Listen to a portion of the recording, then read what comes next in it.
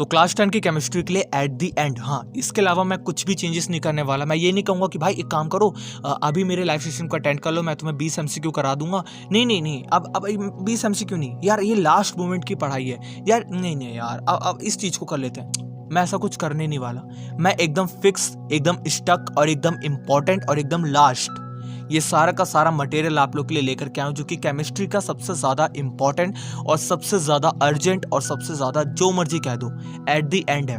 मुझे पता है तुम में से काफ़ी बच्चे बिलीव नहीं करेंगे। मेरे को उन 300 बच्चों से लेना देना जिनसे मैंने वादा कर लिया था। मैंने क्यों कर दिया यार वादा? मेरे पास क्लास 11 के स्टूडेंट थे, उनका कंटेंट क्लास 12 का मुझे डालना है, बट मैंने उन 300 बच्चे से वादा करा था। अब मेरे पास वो 300 से 3000 से 30,000 बच्चे हो चुके हैं जो क्लास 10 के हैं। बट ठीक है यार, जो होगा देखा जाएगा।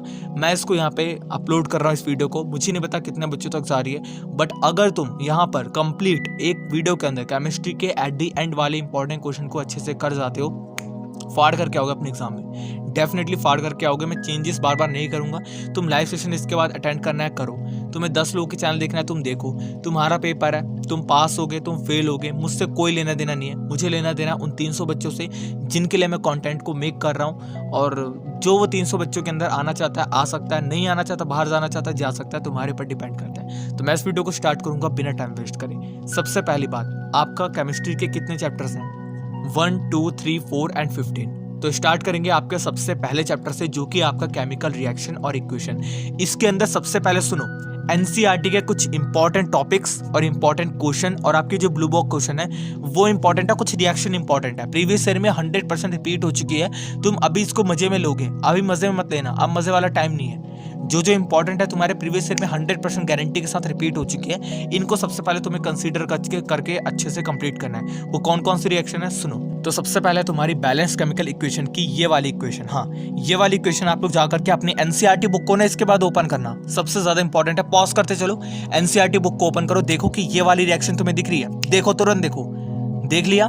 ये वाली रिएक्शन को अच्छे से करके जाना, ये बहुत इंपॉर्टेंट है, अर्जेंटली काफी ज्यादा इंपॉर्टेंट है। इसके बाद आपको एक ब्लू बॉक्स क्वेश्चन मिलेगा, why should a magnesium ribbon be cleaned before burning in air. इस क्वेश्चन को तुरंत एनसीईआरटी में देखो और इसको टिक कर लो, ये इंपॉर्टेंट है, अर्जेंटली बहुत ज्यादा इंपॉर्टेंट है। इसके बाद तुम्हारा केमिकल रिएक्शन वाला जो पार्ट है उसका कॉम्बिनेशन रिएक्शन बाबू बहुत इंपॉर्टेंट है, बहुत इंपॉर्टेंट है बाबू, इसको कर लेना मेरे भाई, इसको कर लेना। इसकी ये वाली reaction Ca + H2O + CaOH2 guaranteed बहुत इंपॉर्टेंट है, इसको अच्छे से कर लेना, एनसीईआरटी बुक के अंदर आपको दिखेगी, टिक करते चलो।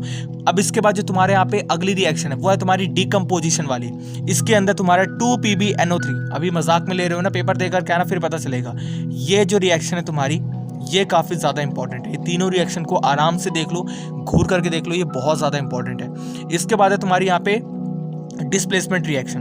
अब डिस्प्लेसमेंट रिएक्शन में तुम्हारी Fe + CuSO4 = में FeSO4 + Cu, ये वाली काफी ज्यादा इंपॉर्टेंट रिएक्शन है, इसको अच्छे से कर लेना। फिर उसके बाद आता है तुम्हारे यहाँ पे टॉपिक नंबर 8 कोरोजिन।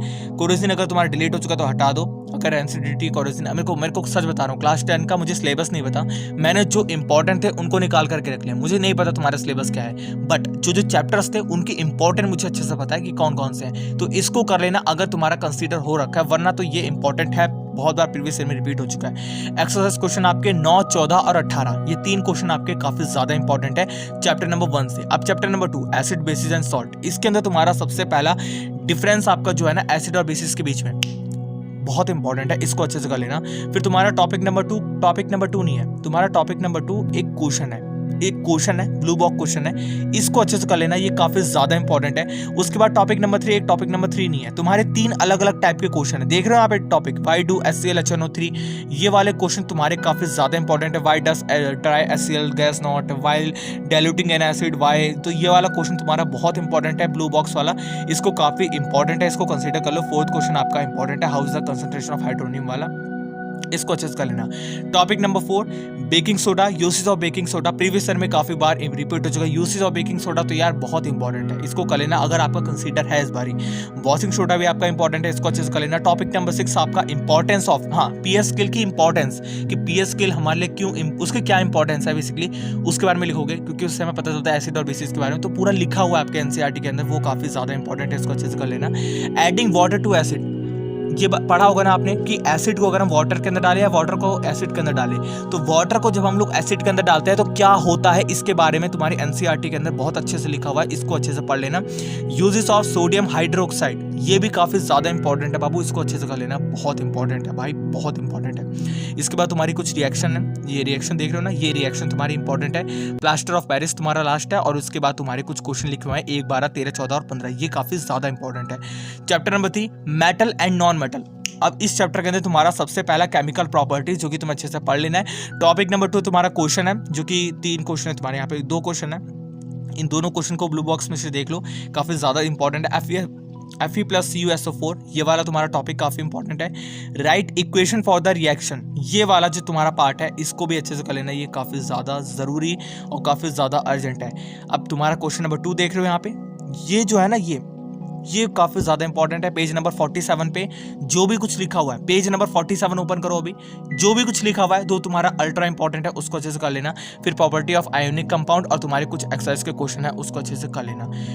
चैप्टर नंबर 4 मैं नहीं बताऊंगा, मैं उसके एंड में, मैं देखो मैं वीडियो के ना बीच में कुछ ऐसा बोलने वाला हूँ, मुझे पता है काफी बच्चे स्किप कर चुके होंगे, सोचेंगे चल ठीक है यार क्या बता रहा है, बकवास कर रहा है। मैं तुम्हारे लिए सरप्राइज गिफ्ट हूँ, अगर तुम यहाँ तक आ चुके ना, सरप्राइज है। अभी रुको, सरप्राइज को हम करेंगे, लेकिन उसके पहले चैप्टर नंबर 15 को कंप्लीट करते हैं। तो चैप्टर नंबर 15 आपका अवर एनवायरनमेंट, इसके तुम्हारे flow of energy between trophic level, formation and depletion of ozone layer, biodegradable and non biodegradable substances और मेथड ऑफ वेस्ट डिस्पोजल, ये तुम्हारे इंपॉर्टेंट है। तुम्हारा केमिस्ट्री यहाँ पे कंप्लीट हो गया। बट अब बात करते हैं कि तुम्हें एक्चुअल में करना क्या। सुनो, इसके बाद मैं तुम्हें ना कुछ इंपॉर्टेंट प्रीवियस ईयर क्वेश्चन दे रहा हूँ, यूट्यूब पे जाकर के देखोगे, वो जो प्रीवियस ईयर क्वेश्चन तुम्हें मिल रहे हैं ना यूट्यूब पे, वो तुम्हारे सिलेबस को डिलीट करने के बाद वाले नहीं है, वो तुम्हारे ऐसे नहीं जो कि रिपीट हो चुके, वो वाले नहीं, वो सारे के सारे प्रीवियस ईयर क्वेश्चन इंक्लूड है उसके अंदर, मत करना।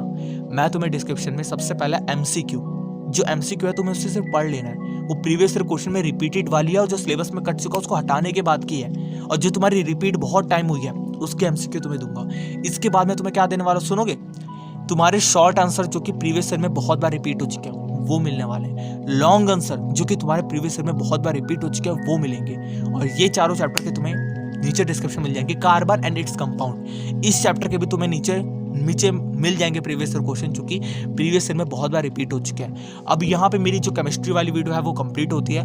अगर तुम्हें बायोलॉजी की वीडियो चाहिए, अगर यहाँ तक आ चुके हो, तो नीचे कमेंट बॉक्स में कमेंट करके जरूर जाना। कमेंट आते हैं, शेयर्स उसके ज़्यादा होते हैं, लोग इसको ज़्यादा देखते हैं, तो मैं आपकी बायोलॉजी वाली वीडियो अपलोड कर दूंगा। वरना मैं क्लास 12 को स्टार्ट करने